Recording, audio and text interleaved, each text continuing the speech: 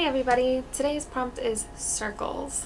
Spent a lot of time thinking about this. I had a lot of different ideas, but the one I settled on is circles of influence. In my mind, that means a few different things, partially because of going to a Christian leadership college, but mostly what I tend to think of now when I think of circles of influence is anxiety. One of the things that many people try to do is journal about what their circles of influence for the day are.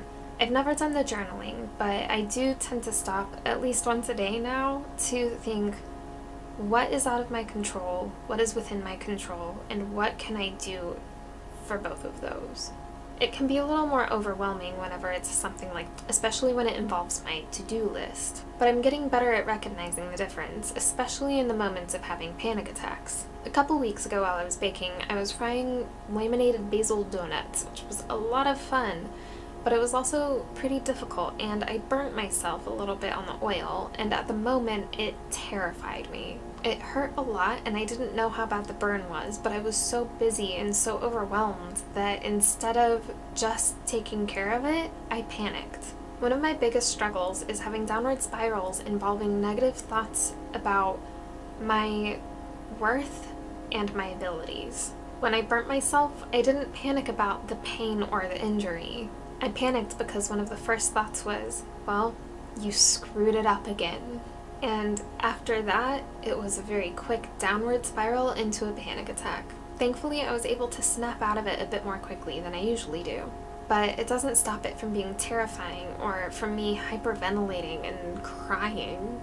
But it was one of those moments where I stopped and I thought, what really happened? What are your circles of influence in this situation? And what can you do about it? More and more I've been using this type of assessment method. It helps ground me in a weird way, but it really helps with the logical thinking that becomes really hard during a panic attack. It forces you to stop and ask the questions and then carry on after that. I guess it's probably a type of cognitive behavioral therapy, but I honestly don't know.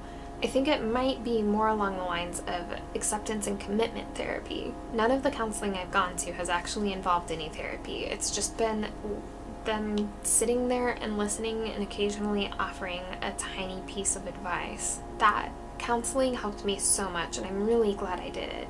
But I know I would have benefited especially from acceptance and commitment therapy.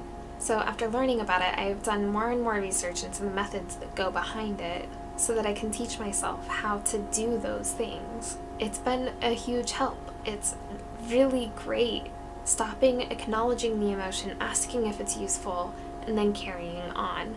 Carrying on does not come easily though. Either way, my circles of influence are becoming easier to see even before panic attacks. I'm able to redirect my emotions and even avoid panic attacks half the time now.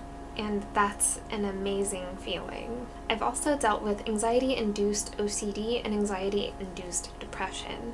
Those with time and lots of effort and improved mental health get better as well. Do any of you have any mental illnesses? And if so, what are your tips and tricks that you have discovered, or your methods for grounding yourself and assessing situations? I'd love to hear about them. Let me know down in the comments. Yeah, I will see you tomorrow. Bye.